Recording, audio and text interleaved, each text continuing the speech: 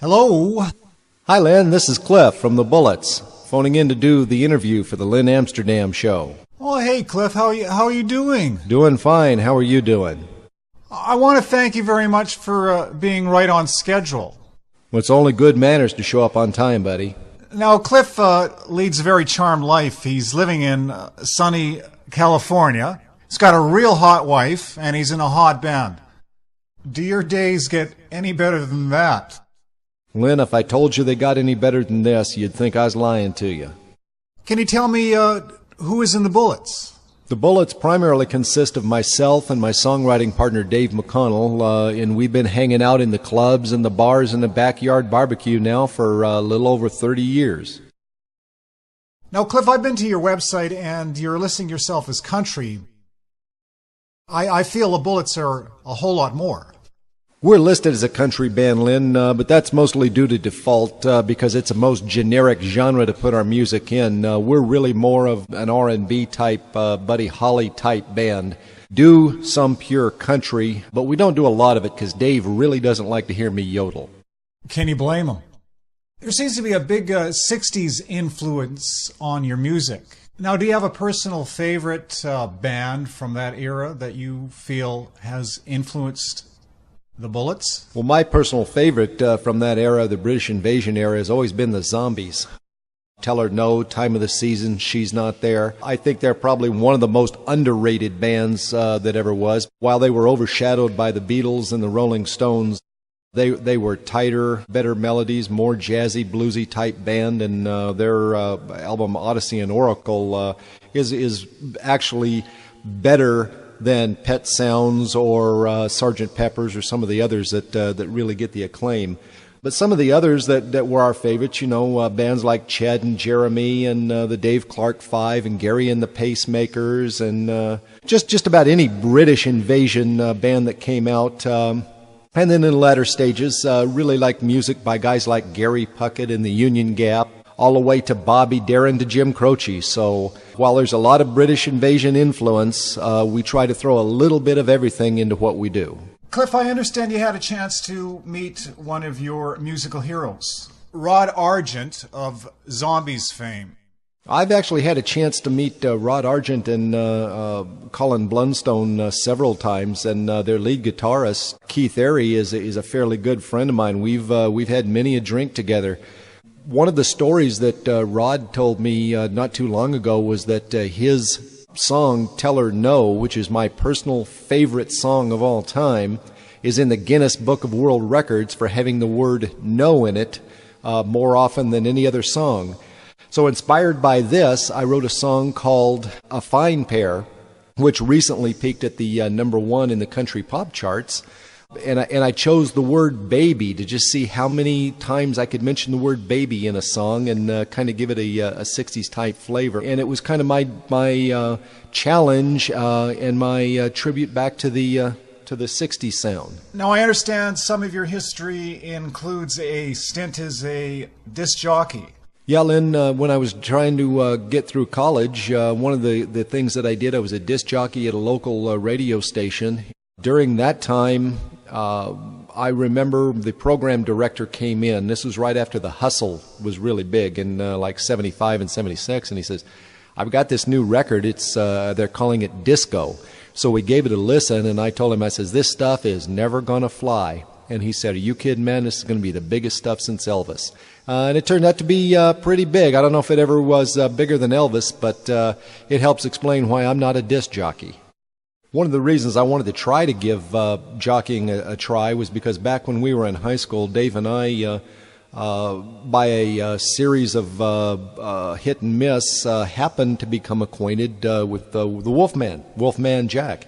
And we used to be able to call the station and identify who we were, and they would put us through while he was on the air. And had several times that we spent quite a while funning with him on his radio show. He was quite a nice man, and then a couple of years later he was cast in American Graffiti and became more well known and ended up Clap for the Wolfman. That's a reference to the Guess Who's hit record Clap for the Wolfman. There is a guest rap by Wolfman Jack himself. Cliff, can you tell me about the songwriting process for the Bullets? Songwriting for us, Lynn, or especially speaking for myself anyway, is really more of an inspiration than it is a process. I found that I get sparked by phrases, by things people do, or actually by a feeling that comes out that I want to try to describe.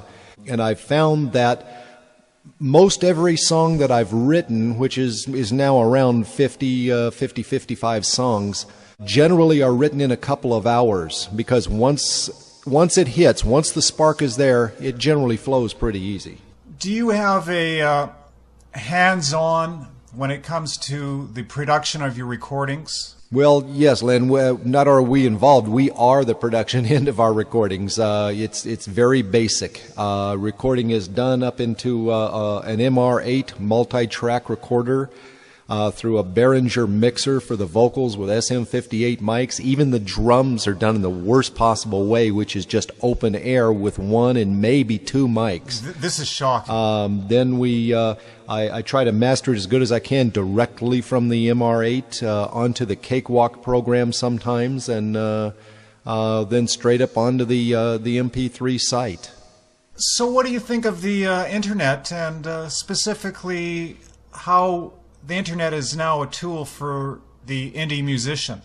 Well, this indie internet thing is a great thing. It gives people like us a chance to put their music out there for public consumption, and it's a great thing because it puts control of the music in the band and the listener. The listener can hear what they want, and the band can put it out there. Whether or not you want to give them an MP3 download or not is up to you. And who knows? While it's not probable, it's always possible. It may fall on an ear someday that somebody wants to pick up your music and promote it. You got a favorite guitar? Yeah, I do, Lynn. I've got actually two favorite guitars. I have a Washburn Cumberland, which has a vine inlay in the fretboard with pearl inlay. I also have a 1972 Ash Fender Stratocaster. Played a lot of guitars over the years, but there just isn't anything better than a Strat. Can you share some gig experiences with us, good and bad?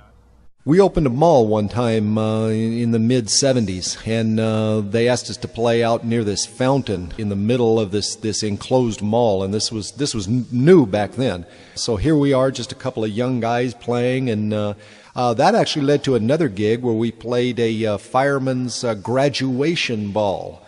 And just as we set up and got ready to play, the PA system failed. So we took our guitars and stools and went down into the middle of the crowd of about 300 people and played for them for a couple hours till the party was over. And but we're enjoying the music so much, they actually asked us to come out in the parking lot and play for them some more. So we did for about another 45 minutes sitting on top of a car. So do you like doggies? Quickly, Lynn, my dog never leaves my side. When we go to sleep at night, there are two heads on the pillow, mine and my wife's. When we wake up in the morning, there are three, mine, my wife's, and my dog. So when my wife opens her eyes, I'll always pick up the dog's paw and kind of point it in her direction and say, "Hey, do you like doggies?"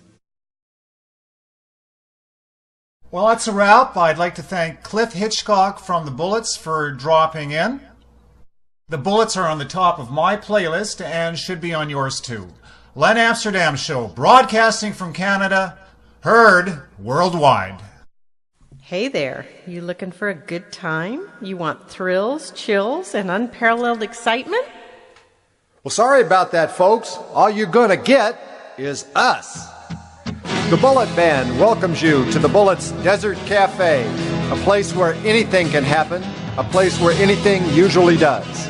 Check your guns at the door and join us at the bar for a drink, a laugh, and a listen. The Bullets are proud to be part of the Lynn Amsterdam Show. As always, broadcasting from Canada.